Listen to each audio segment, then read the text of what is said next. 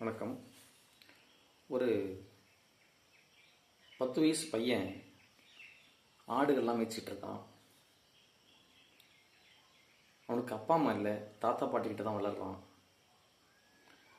இப்படி இருக்கும்போது ஒரு நாள் அவனுக்கு இந்த குருவி முட்டையெல்லாம் எடுத்து அதை வச்சு விளையாடுறதுல அவனுக்கு ரொம்ப சந்தோஷம்.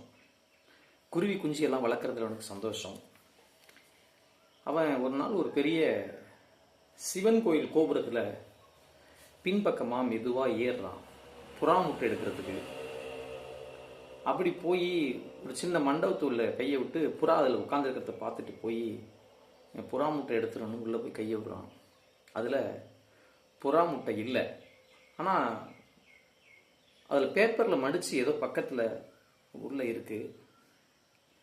இன்னும் பக்கத்தில் பார்க்குறான், பேப்பர் இருக்குது, அதுக்கு பக்கத்தில் ஒரு முட்டை, பெரிய முட்டை இருக்குது. அந்தாண்ட அதையும் எடுத்துக்கிறான். எடுத்துக்கிட்டு கீழே அந்த முட்டை பார்த்தா கொஞ்சம் பெரிய சைஸாக இருக்குது.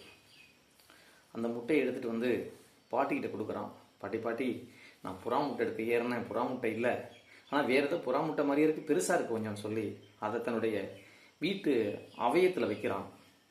அது அவயத்தில் இருக்குது. அந்த பேப்பரில் ஒன்று எடுத்துகிட்டு வந்தானே, அதை பிரித்து பார்க்குறான். ஒரு சிம் கார்டு இருக்குது. என்னடா அது சிம் கார்டு இருக்குன்னு சொல்லிட்டு அவன் பக்கத்தில் வேகமாக போய் ஒரு ரிட்டையர்டு ஆசிரியர் இருந்தார். அவர்கிட்ட, ஐயா, இந்த மாதிரி நான் கோயில் மேலே ஏறி முட்டை எடுக்க போனேன், அங்கே ஒரு கார்டு இருந்துச்சு பாருங்கன்னு சொல்லி அவர் உடனே அதை தன்னுடைய மொபைலில் கனெக்ட் பண்ணி என்னதான் இருக்குன்னு சொல்லி பார்க்குறாரு. அது கனெக்ட் ஆனோடனே இதுக்கு சம்மந்தப்பட்டவங்களுக்கு அது கனெக்ட் ஆகுது. ஓ, சிம் போட்டாச்சுன்னு சொல்லிட்டு பேச ஆரம்பிக்கிறாங்க. சரி, இன்றைக்கி என்ன, சரி இன்றைக்கி யாரை கடத்தலாம், என்ன எவ்வளோ சரக்கு உள்ளே வந்திருக்கு, என்ன பண்ணுறீங்க, அப்படி இப்படின்னு சொல்லி நிறைய இல்லீகலான காரியங்களை பற்றி அதில் பேசுகிறாங்க. உடனே டக்குன்னு அவர் முகம் மாறி சிம்மை கழட்டிட்டார். உடனே, தம்பி இந்த சிம்மை நீனே வச்சுக்க, இதில் ஏதோ வில்லங்க இருக்கிற மாதிரி தெரியுது, இது வேணாம் அப்படின்னு சொல்லி அவன்கிட்ட திருப்பி கொடுத்துட்றாரு. அவன் சிம்மை பத்திரமா எடுத்துக்கிட்டு வீட்டுக்கு வர்றான். வீட்டுக்கு ஒரு வீட்டுக்கு பின்பக்கம் இருக்கக்கூடிய ஒரு பிளாஸ்டிக் டப்பாவில் போட்டு இறுக்கி மூடி மண்ணை வெட்டி போட்டு மூடி வச்சிட்டான். அதை கொஞ்ச நேரத்துக்கெல்லாம் பார்த்தா இவனை தேடி கோயிலில் இருக்கக்கூடிய 2-3 ஆட்கள் வர்றாங்க.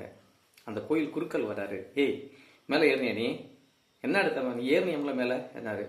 ஐயா, முட்டை எடுக்க ஏறினேன் அப்படின்னா. என்ன எடுக்க, வேற என்ன எடுத்த? இல்லைங்க, நான் முட்டை எடுக்க ஏறினா முட்டை இல்லை வந்துட்டேன் அப்படின்னா. ஏதோ ஒரு காரியத்தை இவனும் பயந்துக்கிட்டு மறைச்சிட்டான், ஏதோ பிரச்சனை நடக்க போகுதுன்னு சொல்லிட்டு. அந்த ரிட்டையர்டு வாத்தியார் சொன்ன காரியத்தை மனசில் வச்சுக்கிட்டு இவனும் அதை மறைக்க ஆரம்பிச்சிட்டான். கொஞ்ச நேரத்துக்கெலாம் அவனை கூப்பிட்டு அடிக்கிறாங்க. நீ அங்கேருந்து வேறு ஏதாவது எடுத்தியா அப்படின்னு. ஐயா, நான் எதையும் எடுக்கலைங்கன்னு சொல்லி எடுத்துடுறாங்க. அவங்க தாத்தா பாட்டியெல்லாம் இழுத்து போட்டு அடிக்கிறாங்க. என்ன அப்படின்னு, முட்டை எடுக்க தான் ஏறினான் புள்ள, அப்படிலாம் ஒன்றும் இல்லைன்னு சொல்லி தாத்தா பாட்டிக்கிட்டையும் இந்த விஷயத்த அவன் சொல்லலை.